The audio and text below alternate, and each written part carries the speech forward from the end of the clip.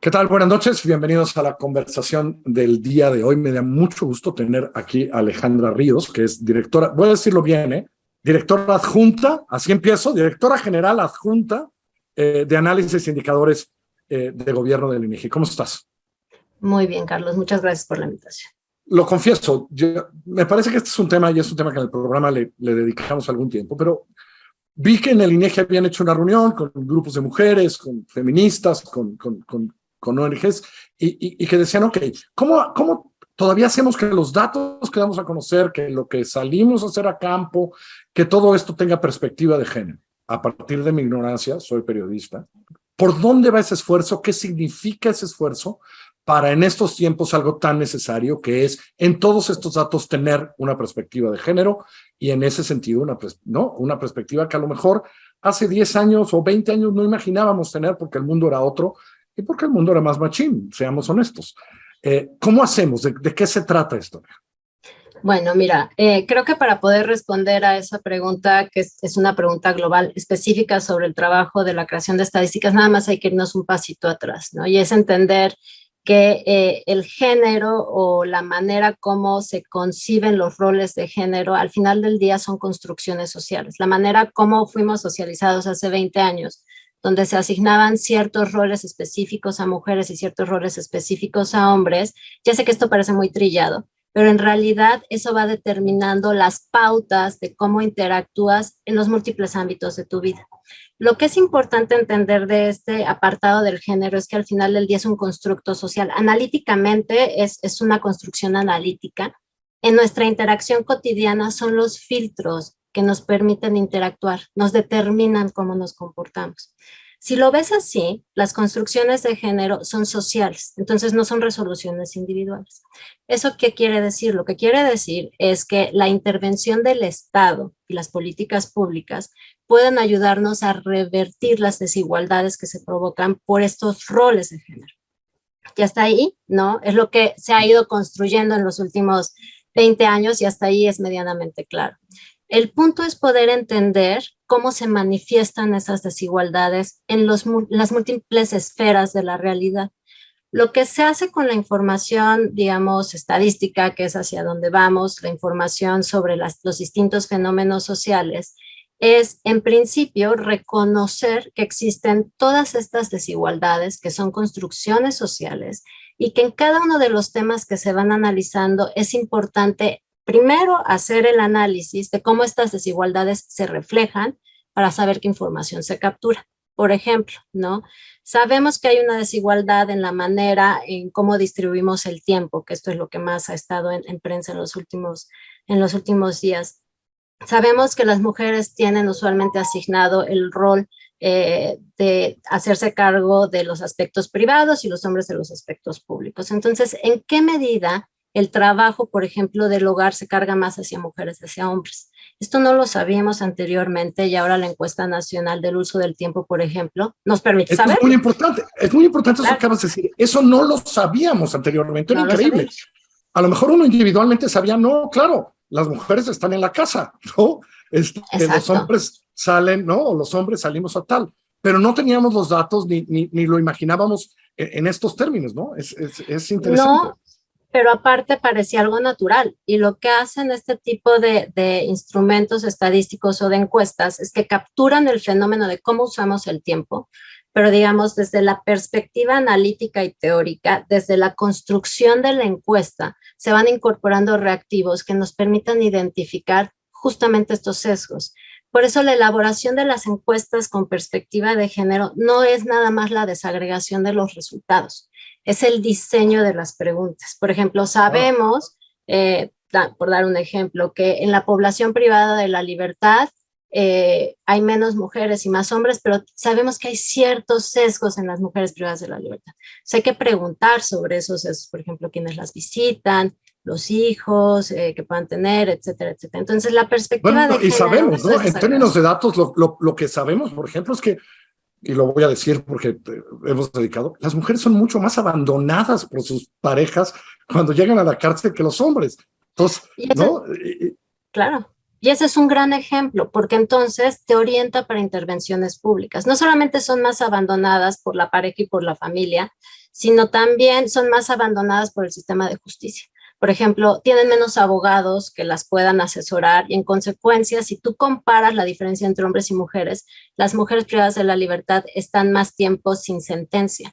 Y esto abre como al menos para la Defensoría Pública, pues debería de abrir una alarma. Entonces, lo que hace este tipo de información es poner sobre la mesa la problemática y cuando incorporas perspectiva de género, lo que haces es que dimensionas cómo hay problemas estructurales, digamos, desde que se tienen que estar previendo, ¿no?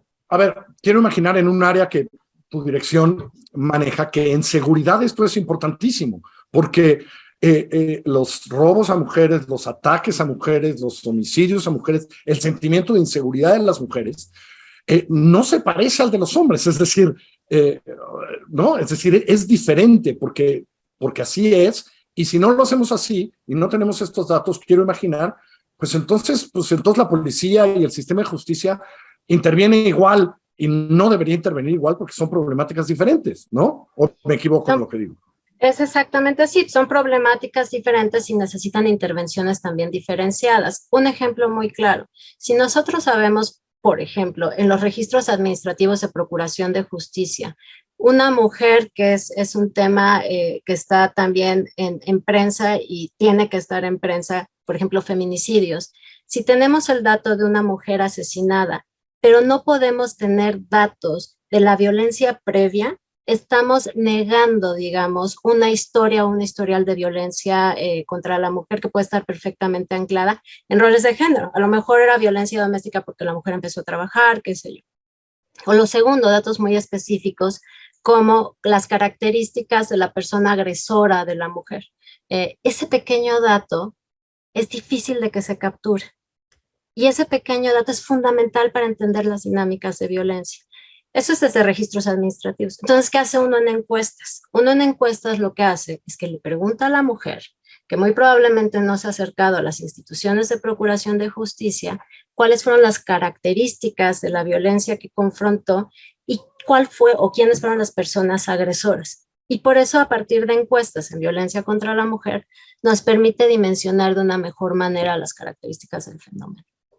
Y le permite a quien hace política pública tener políticas públicas específicas para problemas específicos, porque para eso queremos la información que nos da el INEGI, ¿no? Es decir, esta información más allá de para llenar algunas páginas en los periódicos, pues, tendría que ser para, ok, el problema es de este tamaño, es decir, un día nos enteramos, pues que sí, que el porcentaje de mujeres asesinadas en sus casas es mucho más alto que el de hombres, por ejemplo, ¿no? ¿Por qué? Pues porque es un problema de violencia familiar, entonces, ¿qué tal si intervenimos ahí, no? Sí, o te da idea de los sesgos que se están confrontando. Por ejemplo, la encuesta nacional sobre la dinámica de las relaciones en los hogares, que por cierto la siguiente edición se publica el 30 de agosto sobre violencia contra la mujer, te permite identificar patrones de violencia y qué tantos ciertos patrones de violencia hacen que esas mujeres acudan a instituciones públicas. Entonces, por ejemplo, de ahí sabemos que mujeres que confrontan violencia sexual acuden a sector salud,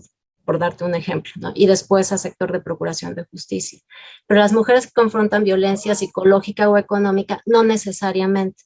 Entonces, si estás en los procesos de prevención, esta información te orienta. Esa es la idea de toda la información estadística, orientar las decisiones públicas. Y cuando introduces la perspectiva de género, que es una prioridad en el trabajo del INEGI, en todas las áreas, lo que permites es también orientar las desigualdades que se van repitiendo, digamos, y puedes orientar sobre las intervenciones que te permitan revertir esas desigualdades.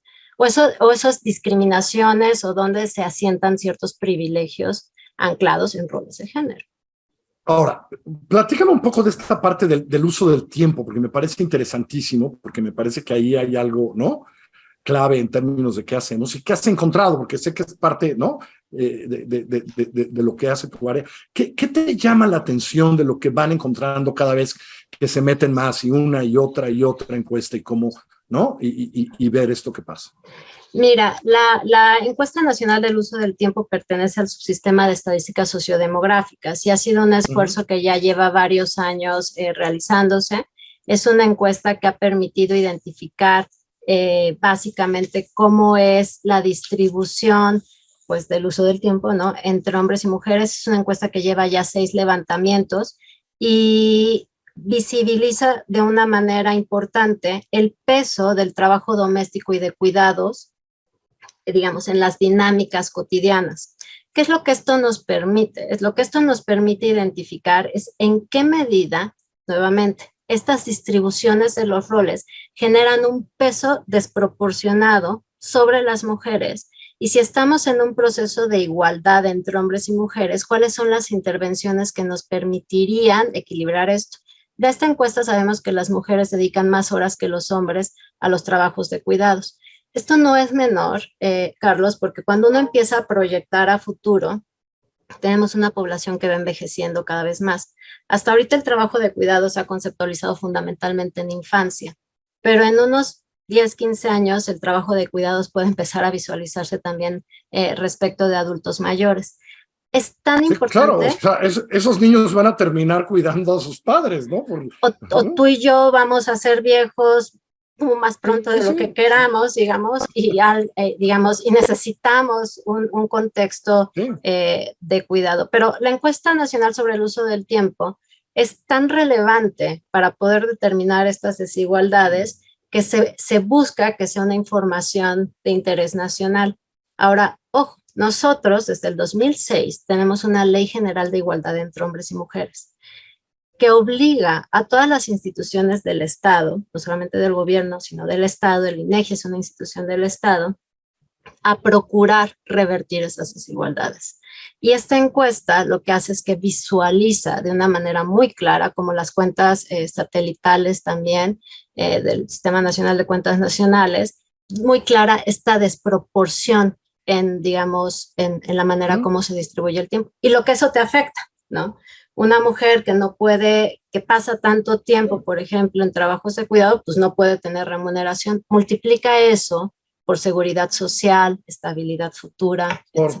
Por todas las desigualdades que eso crea y que se crea. Y por eso me interesaba tener esta conversación, porque me parece que ahí está el INEGI dándonos todo esto, enseñándonos todo esto. Y uno solo espera que quienes hacen política pública corran y empiecen a ver todo lo que ustedes publican.